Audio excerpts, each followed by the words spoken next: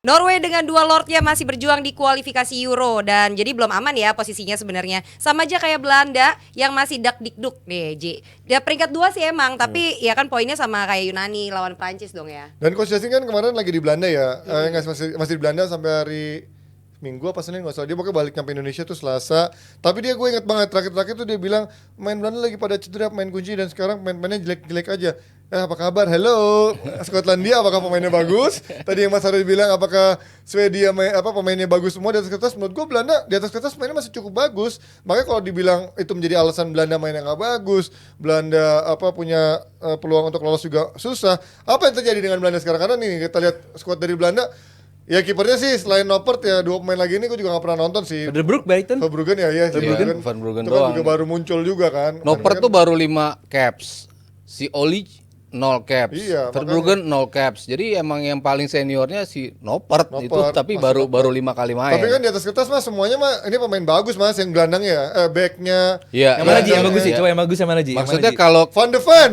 wih, lagi papan bagus. atas, Lagi ya kan? bagus dong. Virgil. Enggak lah. Ake. The Fry. De Vrij. Sepengen-pengennya gua kontra sama Koci, tapi kali ini gua harus setuju sih emang Ji. Pemain tim intinya lagi pada cedera semua sih.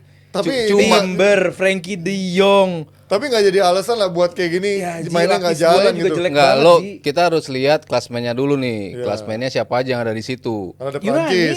lawannya. Ada Yunani, ada Irlandia, ada Gibraltar. Iya. Kalau lo sampai kesusahan, Iya. ya berarti masalahnya di Belandanya. Belandanya, iya. Di Belandanya. Maksudnya materi lo sejelek-jeleknya, lo Masa tetapnya kalah sama tetap Gibraltar? Gibraltar tetap- masih menang. Iya, lo Ya tetap paling harus Irlandia bisa. sama Yunani kan. Iya, untuk Yunani lo sampai poinnya sama Yunani ya berarti menurut gua kok ada apa nih sama Belanda gitu loh. Kok nggak bisa maksimalin timnya ya walaupun kualitas 2, kualitas 3. Lo kan tetap di atas Irlandia, Iya. tetap di atas Yunani. Ya lo harusnya paling nggak lo tipis lah, cuman kalah sama Prancis doang gitu. Cuman kok lo masih kesulitan sama tim Yunani lain. tuh Nes, itu kalau misalkan gue mau ngajak lu nih, Nes, yuk Nani. Nyanyi, itu nyanyi. Ya gitu ya. Lu gimana di kalau melihat? Lu tadi bilang nggak setuju. Sedikit berbahaya ya.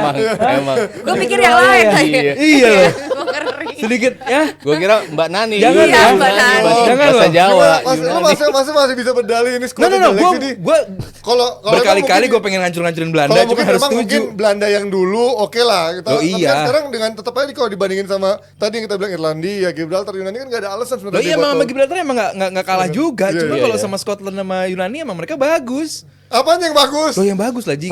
Materi pemainnya emang lumayan oke gitu, cuman kalau Dibandingin sampai- Belanda, yang sampai enggak kalah lah. ya emang kelewatan. Oh iya, iya. Cuman Maksudnya Belanda bagus banding mereka. pemain intinya banyak sekali sih pemainnya Belanda lagi pada cedera. Timber, Frankie De Jong. Ya sampai lu seorang Weghorst jadi peran nomor 10 aja kan berarti kan segitu repotnya nih tim di lini belakang masih harus main sama Frank Tapi apa? Weghorst kan emang pemain inti The- kemarin the- kan waktu di Piala Dunia kemarin. Dunia. Emang dia nggak punya lagi yang bisa diandelin itu Siapa kan. lu Depay lagi. Depay sama Gakpo. Ah, Tapi sekarang Depay kalau timnas bagus. Iya Gakpo bagus. pun cedera.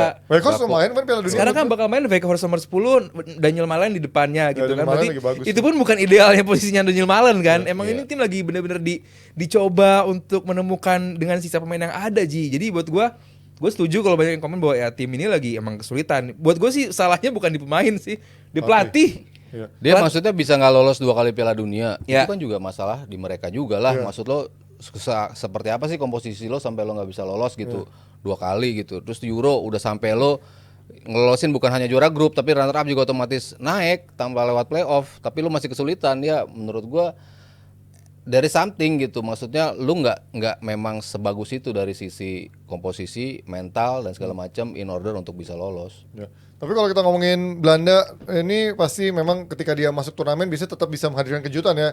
Ketika dia lolos, tapi kadang-kadang lucu juga di kualifikasi sering-sering nggak lolos juga karena kesalahan mereka sendiri karena juga mungkin karena pelatihnya udah Itu, itu mulu diputar-putar sampai bosan. Itu. Tapi ketika dia masuk ke turnamen biasanya bisa menjadi mengejutkan kayak eranya Bert van Marwijk, eranya Van jauh Gaal. dong, iya. Tiba-tiba bisa ke final, tiba-tiba ke semifinal yang katanya skuadnya cuma ada 3-4 pemain bintang ya. Tapi kalau soal Prancis sendiri dengan kemarin mereka gagal di Piala Dunia kemarin, apakah sekarang udah ada regenerasi yang kelihatan bisa step up untuk masuk tim utama? Selain siapa ya? Mungkin di lini tengah kan Tchouaméni sudah menempati posisi itu. Ada nggak pergantian dari skuad utama mereka Deschamps yang udah pasti biasanya jadi Mungkin di kiper ya, di kiper. Oh iya. Ada Giroud sekarang. Bukan.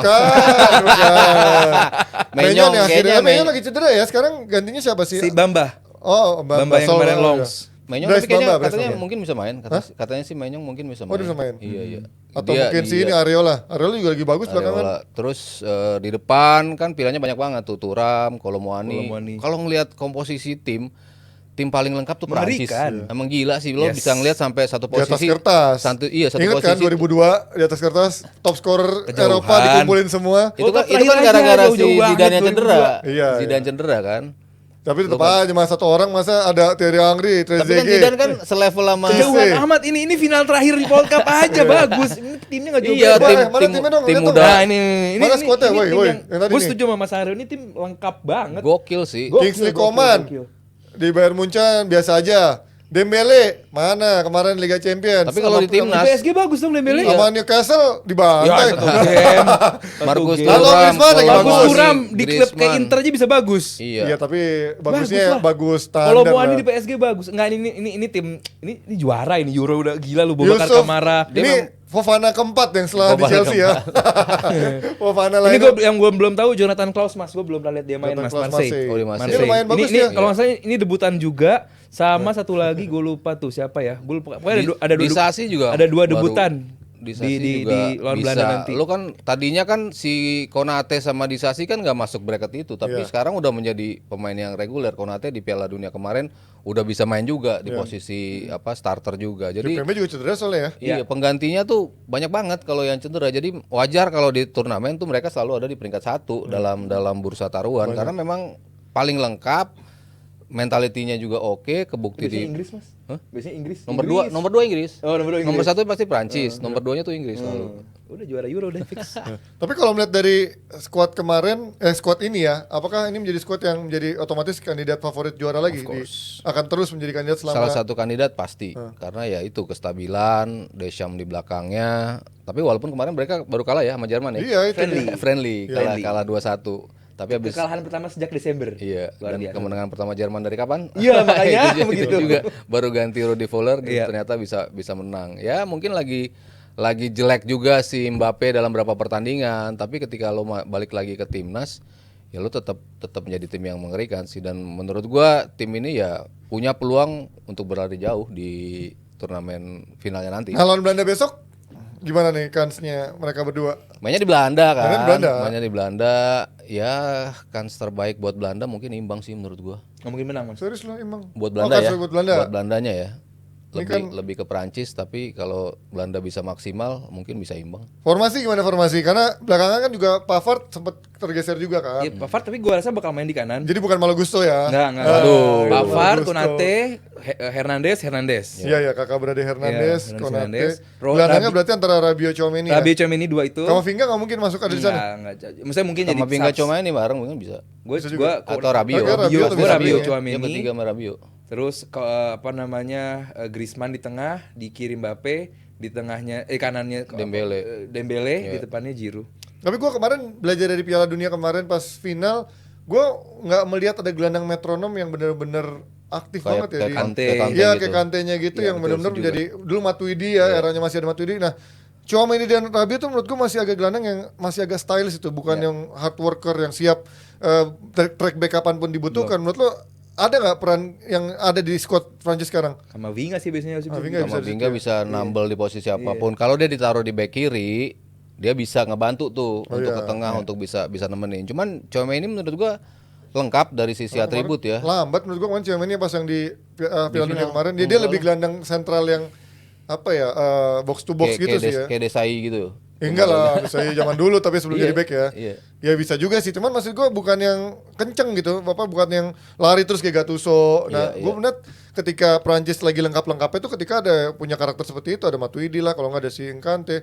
Nah, makanya kemarin menurut gua ketika lawan Argentina kalah itu faktor itunya tuh kurang gitu. Menurut lo ada nggak dia yang bisa menggantikan peran itu atau memang Emang nggak dibutuhkan mungkin? udah nggak dibutuhkan juga? Iya, Zamannya lebih sekarang lebih yang tadi dibilang Mas Heri lebih lengkap si Tchouameni, dia lebih stylish mungkin yang dibutuhkan atau dipengenin sama si Deschamps seperti itu gitu. Karena kalau soal stok pemain gue yakin Prancis banyak banget gitu yang belum kepanggil ke timnas juga gitu. Artinya bahwa kalau soal level pemain ya gue rasa udah bagus, Tchouaméni udah cukup dan perkembangannya loh Ji. Gue tuh pengen lihat bahwa perkembangan Tchouaméni dari turnamen ke turnamen tuh beneran berasa gitu, beneran lihat. Karena emang holding midfielder ini adalah satu posisi yang kita nggak begitu bisa kelihatan langsung gitu apa namanya dampaknya, karena dia jarang kelihatan kamera juga, pergerakannya juga jarang kelihatan kamera, dan dampaknya pun jarang kelihatan data. Artinya bahwa peran dari seorang holding midfielder ini ya nampak minim sekali untuk di statistik. Cuman buat gue seperti gue setuju sama Mas Aryo, peran Tchouaméni sebenarnya udah lumayan lengkap atributnya. Striker masih ngandelin Giroud juga, nggak ada lagi ya. Colomboani ada di sana, Thuram ada di sana, tapi kayaknya Kalau buat mereka jadi striker utama mereka belum bisa main step up sih menurut gua. 4-4-2 ya bisa jadi kalau Muani bareng sama Thuram gitu kan. Karena Griezmann.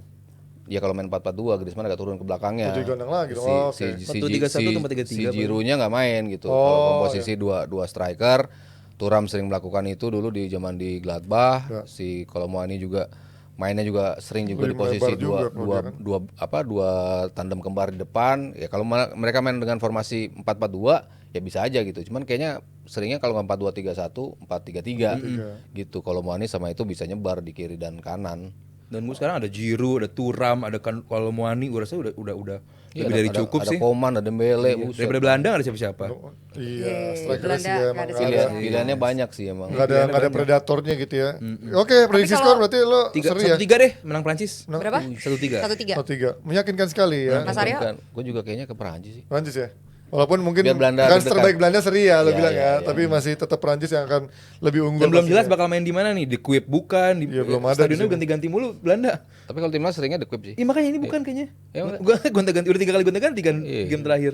Oke, kita pindah Oke. ke Argentina. Argentina yang masih bergantung banget sama Messi. Tapi kemarin dia udah fit belum sih, Ji? Nah, itu katanya dia isunya demi Argentina dia bela-belain menjaga kebugaran, nggak main sama Inter Miami. di Tapi Ajax. pakai itu benar Mas Di Haryo Ajax kan kan lo sekarang. sebagai pengacara apa? Enggak Mainnya di Ajax sekarang. Oh, di Ajax. Iya, gonta-ganti Johan mulu. Cruyff Arena kan Ajax. Udah 3 kali mulu gonta-ganti. Gimana Mas, lo melihat bagaimana isu kemarin Messi katanya sengaja menjaga kebugaran, nggak main terakhir-terakhirnya itu karena untuk demi Argentina. Apakah benar itu? Atau memang dia belum fit amat sebenarnya? Iya belum fit sih kayaknya. Atau emang dia bilang emang kal- udah itu tadi lu bilang sempat juga kan emang udah gak ada chance untuk lolos playoff Iya. ya dia ngapain juga. Iya, Messi kan lebih capek-capekin. pasti realistis kan dia ngeliat ngapain gua ngegas nanti gua cedera, jeopardizing tim gua di Argentina. Sementara kayaknya dia masih mau gitu untuk main buat Argentina, masih pengen total. Kalau dia nggak main pun, kalau dia fit, gua rasa dia akan main 100 atau 90 menit kemarin lawan di laga Argentina. Cuman ketika dia dicadangin dan dia baru dimainin di babak kedua, berarti memang dia belum fit gitu. Iya, Sementara cuma kan Messi 27 selalu menit ya. selalu jujur dan selalu request kalau gue fit gue bisa main dari awal. Itu pasti dia akan mengatakan itu ke pelatih dan pelatih biasa ngiyain dari era Barcelona, dari era kapanpun dia selalu seperti itu gitu. Cuma kalau kalau dia nggak main ya kecuali sekali pernah dicadangin kan sama Luis Enrique itu kan emang karena ada salah satu kasus lah. Cuman kalau enggak ya dia udah pasti starter, karena dia nggak starter ya pasti dia belum fit. Emang belum cukup kalau nggak ada Messi, harus Messi lagi. Justru kalau ini tadi pendapat gue adalah dia udah fit. Karena gue yakin dari manajemen atau dari tim visionya Argentina nggak mau juga jeopardizing bahwa ini pemain belum fit tapi dipaksain main. Gue nggak kesana ngeliatnya gitu bahwa kalau emang belum fit nggak akan dibawa. Tapi emang udah fit dan mungkin Argentina pengen lihat bahwa kita harus bersiap nih. Nggak ada Messi. Span nggak ada Messi itu seperti apa gitu, karena beberapa tahun ke depan kita mungkin main tanpa Messi dan ya Kemarin golnya juga dari Otamendi ya, bukan dari strikernya yes, justru jadi ya. bahwa ya pemain-pemain kayak Alvarez, pemain-pemain kayak Harus step up Lautaro lah. ya harus naik level gitu, bahwa kita harus siap bahwa beberapa tahun ke depan nggak ada Messi. Jadi ya itu yang coba gue dilihat sama timnas Argentina, bahwa pada akhirnya Messi dimainkan dan masih kontribut juga walaupun berapa menit mainnya 20 27 menit, something ya. 27. Artinya bahwa walaupun dimainin sebentar tapi memang masih ada kontribusinya di pemain. Jadi buat gue ya pemain kayak begini nggak butuh menit bermain banyak, tapi sekalinya main ya ada dampaknya, karena balik lagi dia udah lumayan berumur gitu, nggak bisa lagi dimainin untuk full time terus. Ya kalau lihat dari formasinya kan kemarin pakai 4-3-3 dengan Alvarez dan Lautaro, tapi gue melihat setiap kali Lautaro dan Alvarez dimainkan kayak nggak Kurang. pernah ngeklop gitu Ya, mereka kan. Akhirnya kayak di Piala Dunia akhirnya ada yang dikorbankan kan. Lo prefer Lautaro atau prefer Alvarez? Menurut lo gimana dari Mas itu Mas? Kemarin Nico Gonzalez juga dimainin. Gonzalez nih pemain yang juga dribbling mulu kan. Iya, dia di Serie A ya? Hah? Di Fiorentina dia? Iya, Fiorentina kan. Bagus sih. Bagus. Ya kayak si Dybala kan juga seperti itu kan. Ya. Maksudnya kalau dipasangin sama siapa kok nggak bisa keluar Ya, permainannya. makanya dulu kayak Aguero jarang Iya, jadi pemain utama juga kan. Dia selalu Sering juga diganti juga. dibarengin sama Higuain, nggak pernah cocok juga kalau jadi tandem bareng. Iya. Tevez kan dia juga selalu nggak pernah mendapatkan tandem yang betul-betul ideal gitu. Nah, Argentina gue rasa sampai sekarang juga belum menemukan itu. Berapa kali di Piala Dunia kan komposisinya berubah-ubah kan, yang Awal Piala Dunia Lautaro, kemarin. habis Awal itu Lautaro Alvarez. banyak jual peluang, ternyata Alvarez ternyata jawabannya Argentina gitu. Ya lu mau nggak mau lu harus ketika nggak ada Messi, ya lu harus nyobain ini terus. Si Nico Gonzalez apakah dia nanti lebih cocok sama Lautaro kalau mau komposisinya cuma dua back dua Sebelum itu striker. kanannya siapa sih? Kalau kirinya kan dulu Di Maria ya? Di Maria, Ya kan, kalau kanannya kiri siapa Di dulu ya? Maria. Yang pas Piala Dunia tuh Piala siapa ya? Dunia Apa pakai 4-4-2 ya? Gue lupa deh siapa sih kanannya? 4-3-3 kan. 4-3-3 kanannya siapa tuh? Gue lupa deh. Kanannya Messi. Bukannya Messi di Tengahnya Oh, Messi kanan ya? Bukan di tengah ya? tengah ya, dia striker CF ya. Oh iya, iya Messi bener ya. Iya, kanan. Karena Messi, tengahnya kan ada Enzo, tengahnya De Lautaro. Paul, Sama McAllister. McAllister. Oh iya benar Messi di McAllister kanan, nanti 4-3-3. akhirnya masuk ke dalam. Argentina 4-3-3 tapi kemarin. maju ke geser ke tengah. Iya. Tetap dua striker jatuhnya kan di Iya depan. iya kan, benar-benar. Ya kita lihat lah nanti dengan ini apakah Argentina bisa Ini berat menyiapkan. aja ya, Argentina nggak ada Messi kayak berat loh. Iya, gue juga melihat ya kan ujung-ujungnya chemistry ya karena ini belum kelihatan karena kemarin Piala Dunia katanya tim ini bekerja semua untuk Messi. Ketika Messi yang nggak ada Nggak ada bekerja yang sama bekerja. siapa nih? Iya, Gitu ya. kelihatan. Kita bukan nganggur bukan aja buat ternyata ya. bukan buat Scaloni. Kelihatan sulit sih. Kita lihat apakah ternyata Scaloni miskin taktik ketika nggak ada Messi atau justru bisa mencari pemain yang bisa menerima warisan dari Messi atau nggak estafetnya siapa menjadi leader juga untuk bermain untuk tim tuh Nes. The Paul lah. Dan jebret tim kita masih punya satu bahasan terakhir lagi yang gak kalah seru. Jadi jangan kemana-mana. We'll be right back.